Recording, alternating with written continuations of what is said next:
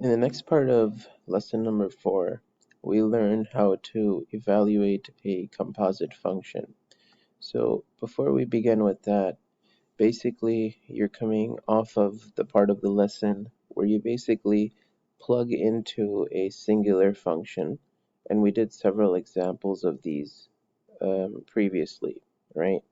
Actually, these are for domain, but we did several examples of this, letters A all the way through letter G, and I think there was another one that was letter H.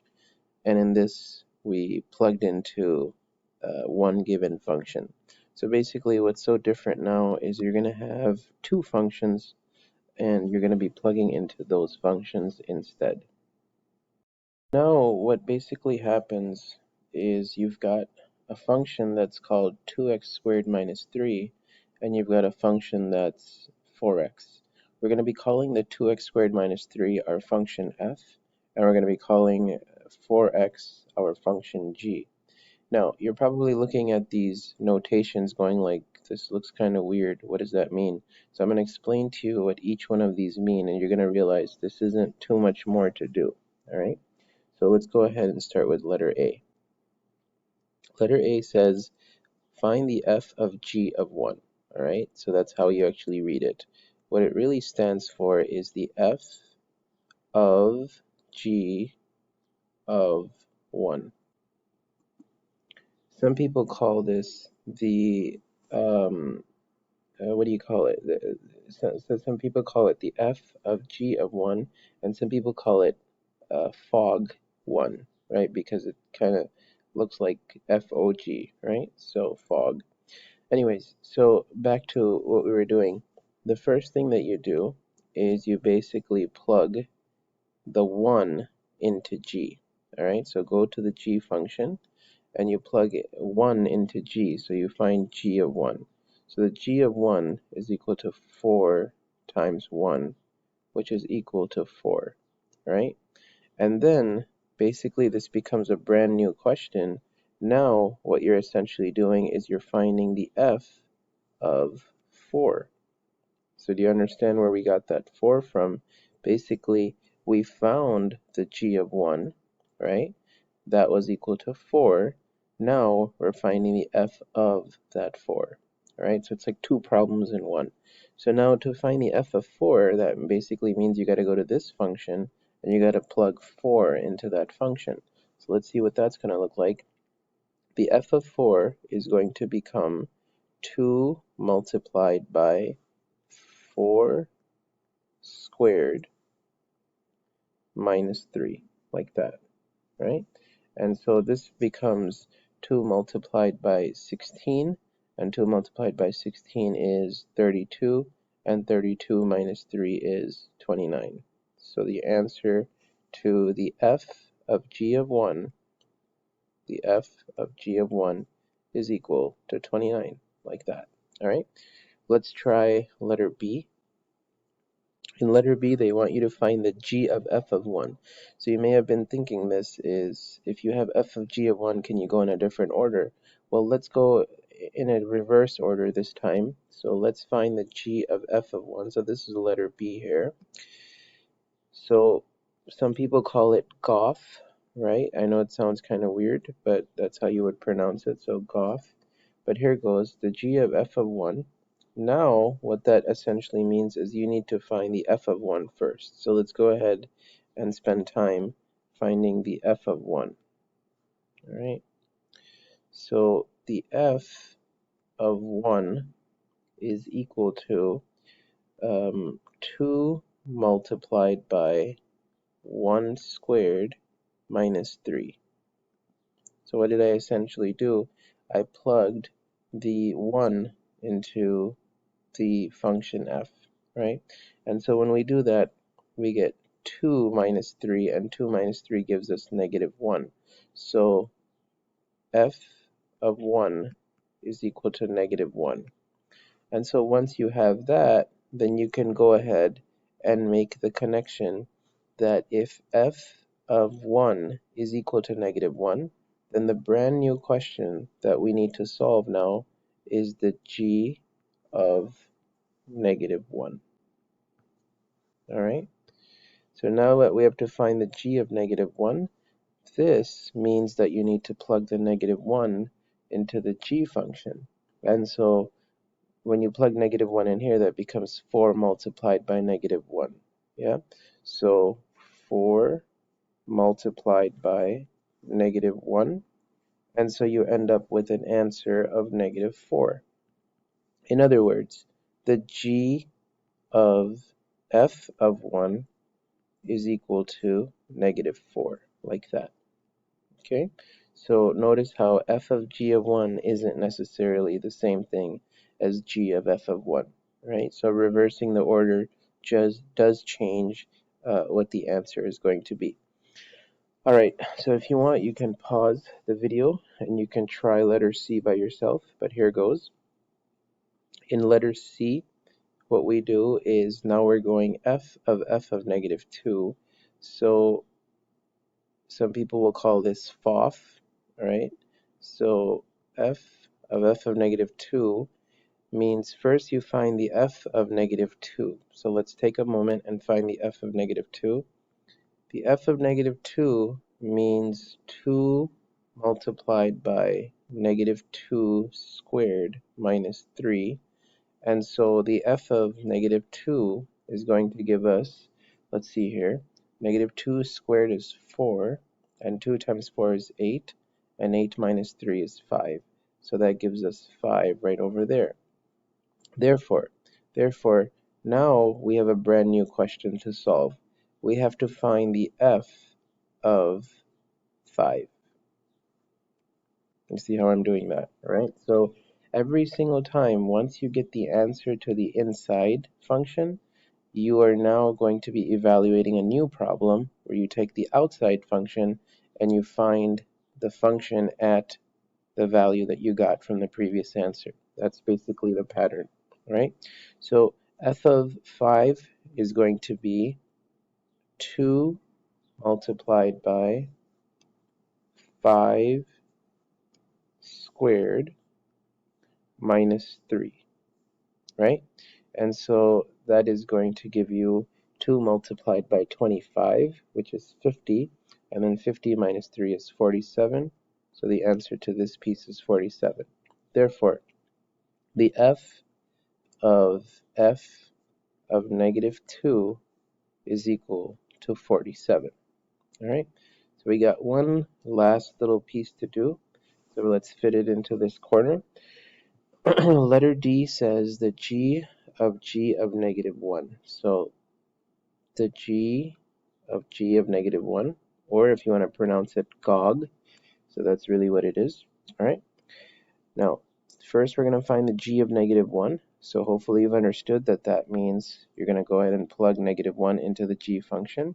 So when you do that, that becomes 4 times -1, which is equal to -4. And now that you know that the g of -1 is equal to -4, once again, the new question is to plug that answer into g. So g of -4 is really what we need to find, all right? Just to be consistent with the coloring and stuff like that, if you still need it, we'll make this into red, all right? So you understand that that's what we're plugging in.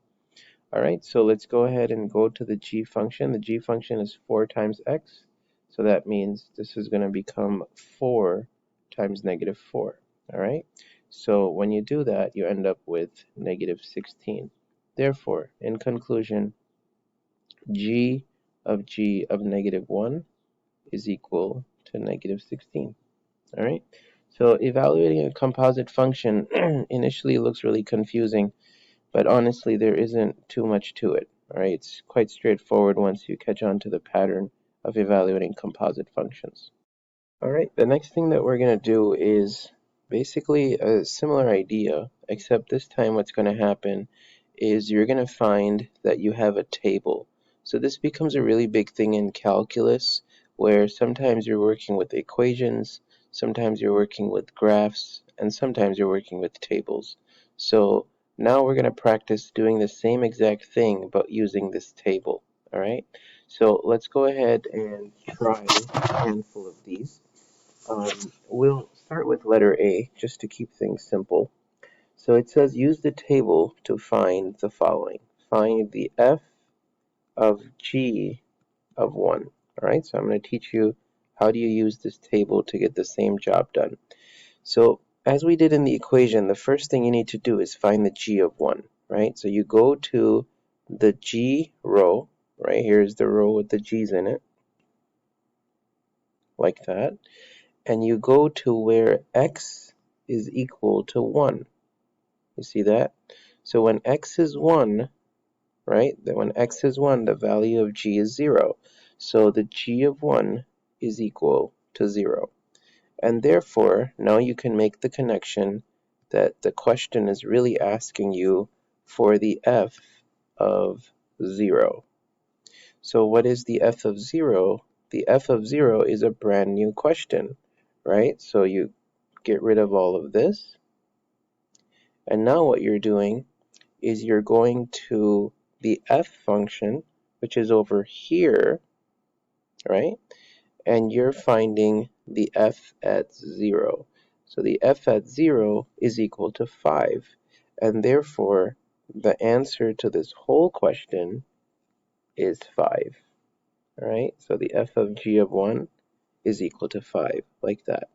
Now, usually it takes 1 or 2 examples for students to catch on to this idea. So if you want to pause this video and try the rest of these questions, and then we'll see what you got with them. All right, letter B. Letter B says that you've got, all right, letter B says that you've got the g of f of 2. All right, so this time you are going to start with f of 2. The f of 2 means you go to where x is equal to 2 and you find the function there. So the f at 2 is equal to 1. And therefore, you have a brand new question to solve. You need to find the g of 1, like that. All right, so now what's the g of 1? G of 1 means you go to the g function and you go to where x is 1, not where the g is 1, right? So you go to where the x is 1, and when x is 1, g of 1 is equal to 0.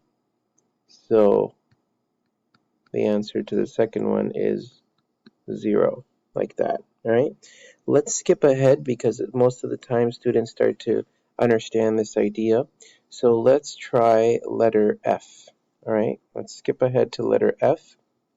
In letter F, it says find the f of 3. So let's first write it in the notation that we understand. So the f of 3. Now, the first thing that you need to do is find the f of 3. So go to where x is equal to 3, and in the f function, when the f of 3 gives you negative 1. So you end up with negative 1 for that first piece. So now we can make the connection that we're really finding the f of negative 1. All right? So the f of negative 1 is a brand new question. So you start all over again. You say, okay, when x is equal to negative 1, the value of f, not of g, but the value of f is equal to 7. So the answer to that question is 7. So again, I did letter F for you, and I got 7 for it. All right? And I leave the rest to you, but most of the time students don't struggle at all with understanding that concept after a few of those examples. All right, now what we're going to do is we're going to, instead of trying things using a table, we're going to do the same exact exercise using a graph. All right, so here it goes. Now, when using a graph, basically all you need to take care of is you have to read the same values but using the y value. Okay, so whenever you have, for instance, when x is 1, right, here's how you read it. When x is 1, right, when the x value is 1, the g function, the g at 1 is equal to 4. That's how you read it, right? So this value means the g of 1 is equal to 4. Similarly, if you're noticing this bottom graph, this is the graph of f. So the f at 1, when x is equal to 1, the f at 1 is actually equal to -1, like that. All right. So there, you notice how there's these little knots all around the graph. So they're trying to show you that every single x value, pretty much, with the exception of a few, you can tell the y value at those points. All right. So let's go ahead and try all 4 of these because this one has confused students in the past. So letter A says, find the g of f of 1. All right. So let's go ahead and start. What we realize, whether you're using an equation, a table, or a graph, is we need to first go find the f of 1. So go to the f graph, all right, here's the f graph, and go to where x is equal to 1, right, here's where x is equal to 1, and find the y value. And the y value is -1. So the f of 1 is equal to -1. So now you have a new question to solve. You have to find the g of -1. So you see that whether you were using an equation, a table, or a graph, you always solve what's on the inside first, and then you solve what's on the outside by using what you got as a result from the previous step. So what's the g of -1? Well, you have to start all over again, but be careful. This time you're looking at the g graph because you want the g at -1. So it's basically saying, what's the y value of the g graph when x is equal to -1? All right, so if you observe carefully, when x is equal to -1, remember, not on the f graph, on the g graph. This is the g graph right here. It's pointing towards it, right? So the g of -1 is equal to 3. So the answer to this question is 3. In other words, this right here is going to give you 3. So if you understand what I'm saying, you're welcome to pause the video and try some of these questions by yourself. Here goes. G of f of 5. So really quickly, the f at 5, right? Remember, it's the f function. The f at 5 is 1. So this piece right here gives us 1. And then this becomes the question, the g at 1, like that. So now the g of 1 means you go to the g graph and you find where x is equal to 1. X is equal to 1 here, so the g at 1 is equal to 4. And so the answer to this one is 4, like that. All right. Let's go to letter D. We'll skip C for now. All right. Let's go to letter D. Letter D says find the f of g of 2. All right. So the g of 2, let's see where that would be. So here is the g graph. Go to where x is equal to 2 and find the g of 2, i.e. when x is equal to 2, what's the value of g there? The value of g is also 2. So here's what we have. Now you can make the connection that you need to find the f at 2, like that. All right, so what is the f at 2? What that means is, let's erase some of this stuff here. So the f at 2 means now you go to the f graph and you go to where x is equal to 2. And when x is equal to 2 on the graph of f, basically, you're at this point, and so the y value is a -2. In other words, the answer to this is going to be -2. All right, so now you've used equations, you've used tables, and you've used graphs to evaluate what we call a composite function. The objective of this lesson is to basically use what you've understood about plugging in numbers into composite functions. So again, there's basically 4 kinds of composite functions that we generally deal with in this course. There is the f of g, right? There is the g of f. There is the f of f. And there is the g of g, right? So those are the 4 directions that we can go with. Now the reason why I've left the inside of each one of these composite functions empty is because what we've been doing so far is we've been plugging in numbers into each one of these functions. Now, what we're going to do is we're not going to plug in numbers, we're going to plug in variables. And specifically, we're going to stick to an x. So initially, that seems really confusing, right? And you're like, I don't understand what's going on. But you will understand it after a few examples. Now, technically, we're supposed to find a composite function, which is each one of these, and then find its domain. So I want you to, for now, not worry about the domain too much, all right, because there's a different way to learn this. So for now, we're going to leave out the domain, and we're going to more be concerned with finding a composite function. More than that, I basically have two examples here, and they take some time. So what I'm going to do is I'm going to try a homework example instead of doing the lesson example, and it'll just kind of speed things forward. All right. So this one takes a little bit of time. All right, but I would say, and I would argue that there isn't too much more of the lesson after we get through this, but this does take generally 15-20 minutes to teach. All right. So the first thing that we're going to do is we're going to find the f of g of x. All right, the instructions, by the way, are the same as the previous one, is we need to find f of g and we need to find f of f. And in the homework, you're asked to do all four. Okay, so you have to do all four of these. All right, so let's start with the f of g of x. All right, so I'm going to start writing in the corner right here the f of g of x. Oops, sorry. The f of g of x. That's the first thing that we're going to find. So basically you begin by saying, okay, I need to find g of x. Now what is g of x? G of x is given to us in the problem. It's x plus 4 over 2x minus 5.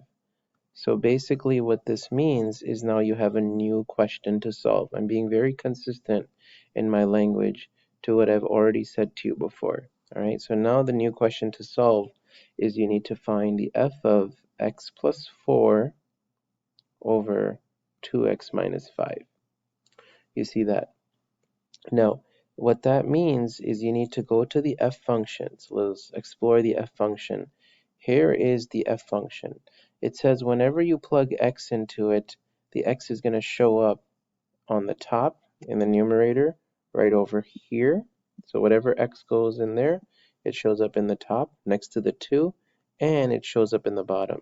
So believe it or not, because we're plugging g of x into f of x, what that really means is this whole thing is going into the f function. All right, so it's going to be quite an expression when we're done with it. So let's go ahead and write it down. F of x is 2x minus 1. So in this context, it's going to become 2 multiplied by x plus 4 over 2x minus 5, right? So where it was 2x minus 1, it's become 2 times x plus 4 divided by 2x minus 5, but then you still have to subtract 1. If you're wondering why is that, it's because the pattern is 2 times what you plug into it minus 1. Then on the bottom, you have to do what you plugged into it minus 2. So you go back here, and what are we plugging in? I'll put it in red. We're plugging in x plus 4 divided by 2x minus 5. All right, so that's what we're plugging in, and then you subtract 2 from it. So everything that is in black basically is what the function's supposed to be doing, and everything that is in red used to be simply an x, but you plugged in this entire monstrosity into it. So it used to be 2x minus 1 divided by x minus 2. Now it's become 2 times all this stuff, because that's what went in, minus 1, and then all that stuff minus 2. Okay, now usually that does resonate with students because at this stage they're used to plugging functions into other functions, but what actually becomes the more difficult part of this lesson is then to use algebra to simplify this, okay? So let's go ahead and tackle each one of these one at a time. Let's look at the top, all right? In the top, you basically can go ahead and say 2 multiplied by x plus 4, and so you end up with 2x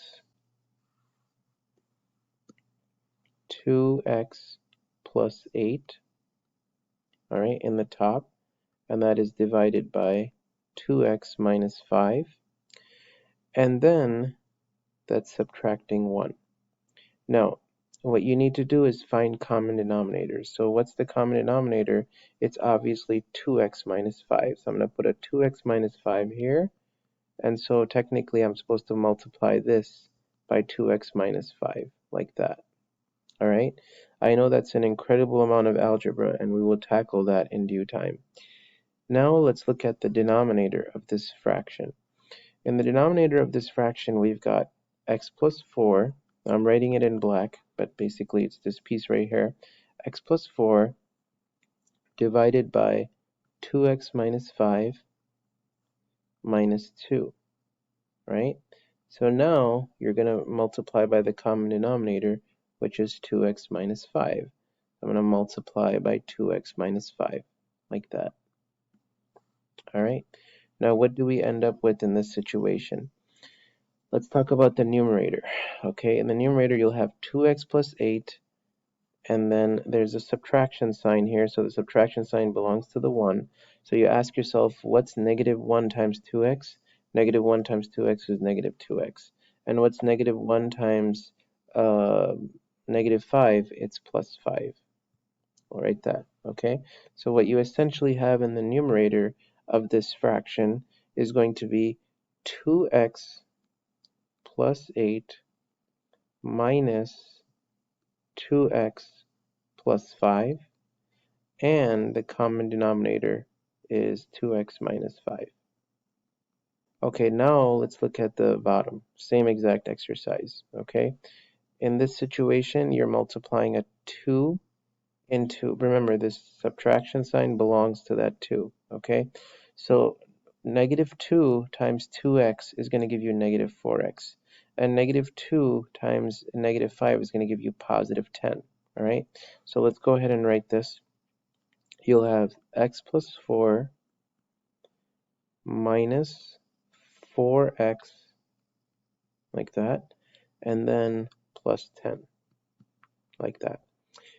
Again, the common denominator of this fraction is also happens to be 2x minus 5. Okay, now where does this go? All right, so now you start simplifying things. So in simplifying things, you'll notice that there is a 2x and a 2x, and they can cross one another out, right? And then the 8 and the 5 will give you 13. So you end up with 13 in the top, all right? And in the bottom, you have 2x minus 5. Then, in the denominator, you've basically got something similar. You've got x minus 4x, which is going to give you negative 3x, and 4 plus 10, which is going to give you 14. So negative 3x plus 14 is what we have for that. And that is divided by 2x minus 5. Okay, now let's just keep moving with this. Now we basically have a fraction divided by a fraction. So how do you divide two fractions? What you basically do is you take the first fraction, which is 13 over 2x minus 5, and you multiply it to the reciprocal of the bottom fraction. So that becomes 2x minus 5 on the top, right? You're doing its reciprocal, and then negative 3x plus 14 on the bottom, like that. All right. Now, one really neat thing happens is this crosses off with that because we're multiplying here, right? So that makes life a little bit simpler. And so you end up with a final answer of 13 divided by negative 3x plus 14, like that. So believe it or not, that's just one of the 4 options that we had, right? Not options, but problems that we had. We had to find the f of g of x, right? And that's the amount of time that it actually took to complete that, that exercise there. All right. So now what we're going to do is we're going to go in a different direction just to help you understand, because obviously doing all four of them is going to elongate this video a lot. So you could have been asked, again, the g of f of x. You could also be asked, right, so the g of f of x. You could also be asked the f of x. You could be asked the g of x. All right, so what we'll do is we've done one of the options, right, one of the choices. Now we'll take another one. We'll take g of x and we'll solve that. Okay, so let's go ahead and work with this right here. All right, now we start from scratch. We want to find the g of x. So again, you start off by saying, what's the g of x? The g of x is x plus 4 divided by 2x minus 5. All right, that's the first thing that we know. Now, what we're going to do is we're going to plug in.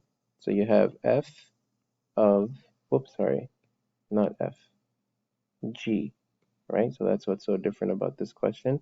So the g of x plus 4 divided by 2x minus 5, like this. All right. So let's see where this ends up taking us. Well, the question is telling us to take this expression and plug it into the g function. Now, once again, the g function is x plus 4, so whatever you give it, it adds 4 to it, divided by 2 times what you gave it minus 5. So here's how that's going to look like. It's going to look like x plus 4 divided by 2x minus 5. So if I'm plugging into it, I'm leaving it as in red, and then you add 4. So if it's in black, that's part of the function. All right. Then the function does 2 times what you gave it. All right.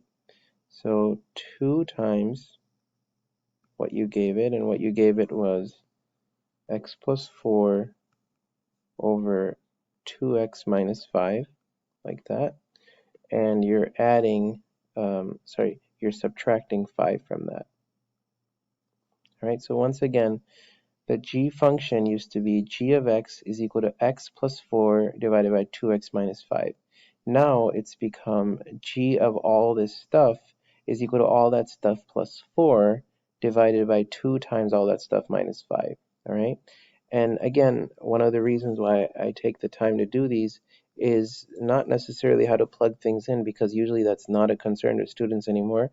It's all the craziness of simplifying this. All right, so if you look at the top there, you can go ahead and begin right away in forming a common denominator. And if you form a common denominator, here's what you'll have. You'll have x plus 4 and then plus 4 times 2x minus 5. So I'm kind of jumping a step here. And the common denominator would be 2x minus 5. Like that. All right. So just so you understand, this is really 4 over 1. And so the common denominator of 2x minus 5 and 1 is 2x minus 5. But what that means is I need to multiply that 4 by 2x minus 5. And that's what I'm showing you here. Okay. The x plus 4 stays exactly the same. Then, in this complex fraction, the denominator becomes the following: 2x plus 8 divided by 2x minus 5, like that. And then where it says subtract 5, well, now we basically have to multiply by, actually, you know what, let's make this into one line just to stay consistent. So let's make this into one line, like that. All right, giving it a common denominator, 2x minus 5. And so what that means is we're taking the 5 and we're multiplying that by 2x minus 5, like this. All right, same exact logic. That really is 5 over 1. And so we need to give the same denominator to the 1. And when we do that, that means we have to multiply the 1 and the 5 by 2x minus 5. And so that's why it looks like the way it does. All right, now it just comes down to simplifying a bunch of stuff. All right, 4 times 2x is 8x, and 4 times negative 5 is negative 20. So you'll have 8x minus 20 from that right there. And then x plus 8x is 9x. So you got 9x. And then 4 minus 20 is negative 16. So you have 9x minus 16. And that is divided by 2x minus 5.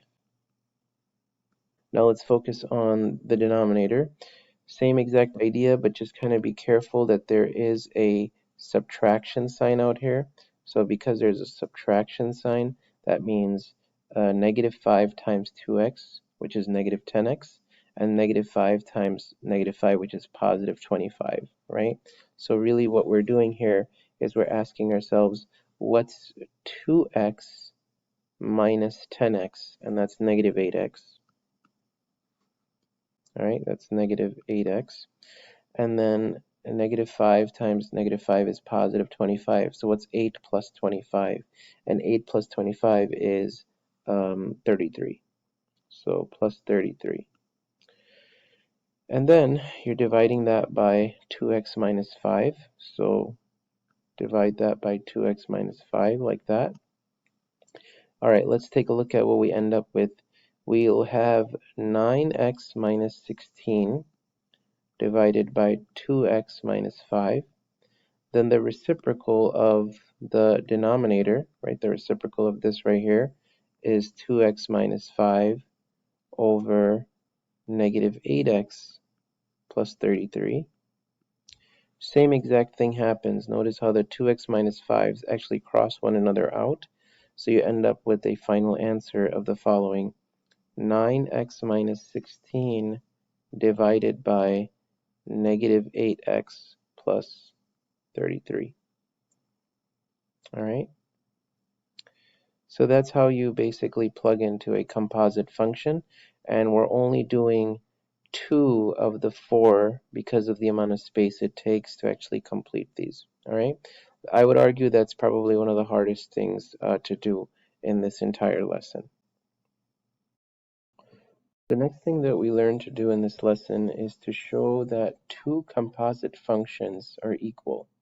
So whenever you're asked to show that two composite functions are equal, you need to go through the following process, all right? And it's always the same exact process, so this will not change, all right? This will not change. The first thing that you need to do is you basically have to find the f of g of x. This is step number 1, all right? You got to find the f of g of x. So do you know how to do that? We just did a lesson on this, right? Then you need to find the g of f of x. So that's a separate thing that you do. So that's step number 2, okay? And then in the end, what you will observe when showing that the two are equal is you'll find that it's equal to x. I know it sounds really weird, but you'll find that what you got in 1 is x, and what you got in 2 is also x, so they're both equal to one another, which is equal to x. All right, so once again, for the domain, for now, we're going to leave this out and we'll have a different way of talking about this. But for now, focus on what I'm doing here as far as the functions are concerned. All right. So let's go to f of g of x. That's the first thing we need to find. All right. So in finding the f of g of x, I think it could mostly be done right here. What does that mean? All right. We're coming fresh off of an example about this. The f of g of x would therefore mean the f of 1/3 x plus 4, like that. So I did this one without color, so please don't get confused. The g of x function is all that stuff right there, right? So when it says the f of g of x, we're finding the f of 1/3 x plus 4. So what does this really mean? That means take 1/3 x plus 4 and plug it into the f function. Now what does the f function do? Whatever you give to the f function, it takes 3 multiplied by that and minus 4. So now that you're giving this to the f function, it's going to do 3 multiplied by all this minus 4. In other words, here's what it's going to look like. 3 multiplied by 1/3 x plus 4 minus 4. All right, so if I had put something in color, it would have been the 1/3 x plus 4. All right, now let's go ahead and simplify this. First, let me tell you one thing that students have tried in the past, and then they lose points on it. So please don't do this. Don't do the following. Don't say this and this, that and that, and therefore the value is equal to x. You will not get full points, and maybe you won't get any points if you do something like that, okay? So let's reverse these steps. You have to show the algebra, okay? You actually have to show it. And so when you're specifically being asked to show something and you do something like that, it implies that you don't actually understand how to show the algebra, okay? So just be careful with that. All right, so the first thing that we'll do is we'll multiply the 3 to the 1/3. And when we do that, we end up with 3 times 1/3, which is 1.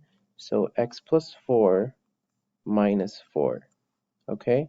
Then you're more than welcome to say that the 4's cancel out, and therefore the answer is equal to x. All right? And that's what we were trying to show, by the way.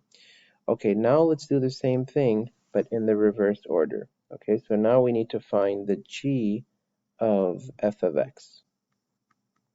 All right, the g of f of x is basically now saying that you take the f function and you plug it into g. So the f function is 3x minus 4. So you're basically finding the g of 3x minus 4. All right, once again, that is the f function. So the g of 3x minus 4, well, let's see what g does. G, whatever you give it, does 1/3 of what you gave it plus 4. So this becomes 1/3 of what you gave the g function. So you gave it 3x minus 4, and it adds 4 to that. One more time, it might be worth highlighting this for you. We plugged in 3x minus 4 right over here, okay? So what do you get as an answer when you do that? Well, notice how this time algebraically the 4's cancel out. So you end up with 1/3 of 3x. And then the 3's cross off, right? Because 1/3 of 3 is 1. And you end up with x. And that's it. You just had to show that this happens. And we've shown it and we're done with the example. All right? The last skill that you need to learn is a very quick one. All right? So what we need to do is find the components of a composite function. Specifically, this is called decomposing a function. All right? And in decomposing a function, basically here's what you do. Step number 1 is you go to the inside of the function and you call the inside of the function g of x. Then you go to whatever's left over, okay, whatever's left over, and you call it f of x. So let me help you understand this. Notice how it says that there is a function called h of x, and it's equal to x squared plus 1 to the power of 50. Okay, so step number 1, what you do is you go to the inside function, all right, the inside function right here, and you call that g of x. So you write down g of x is equal to,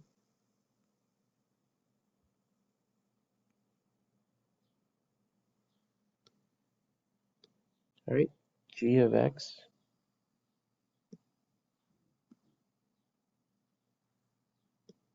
is equal to x squared plus 1, like that. All right, so then what basically ends up happening is, notice how h of x becomes the g of x to the power of 50. So whatever is left over, all right, whatever is left over, it's basically to the power of 50.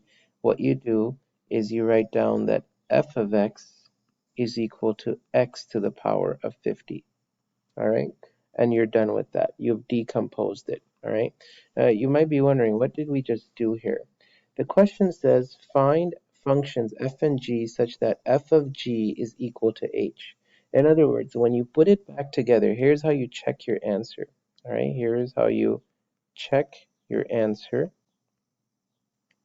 You basically check, does f of g of x take you back to h of x? You're asking yourself the question. If it does, then you decompose it properly. So here is my f of x, here is my g of x. Find the f of g of x, just to check your answer. So the f of g of x would mean plug the g function into f, and so the g function we said is x squared plus 1. So we do f of x squared plus 1. And the f of x squared plus 1, because f of x we said is x to the power of 50, becomes x squared plus 1 to the power of 50. So notice how this is the h of x. And so we decomposed it properly. Now, students often ask, where is the answer? The answer is right here and right here. Okay, those are the answers. This bottom part is just for you to check to make sure that you did this correctly. So again, the steps are to go to the inside function. That can be a little tricky sometimes, and I'll show you another example in a moment. You go to the inside function and call that your g of x, and whatever is left over, you just place an x on it and you say that's the outside function. Okay, so let's try another one and our final example for this lesson. It says that find functions f and g such that f of g is equal to h. In other words, we need to decompose this function. All right, so here's what we have. We have h of x is equal to 1 over x plus 1. All right, so what we'll do in this case is we'll take the denominator, all right, we'll take the denominator and we'll call that g of x. The reason why I selected this example is because sometimes students are like, what's the inside function? The inside function here is the bottom function, all right? So now that we have done that, we have g of x is equal to x plus 1. And so really, if you think about it, all that's left over then, right? So g of x is equal to x plus 1. And then what's left over after that is it becomes h of x is equal to 1 over basically the g of x, right? And so what we do is we say, all right, then we'll call f of x equal to 1 over x. And that's it. All right, so after you remove the inner function, in this case it was the bottom function, it looks like that. It looks like 1 over something. So that 1 over something, you can't just leave it looking like something that gets confusing for people. So what you say is f of x is equal to 1 over x. All right, so that is the complete lesson. And the homework, it takes a little bit of time, but good luck with doing that. And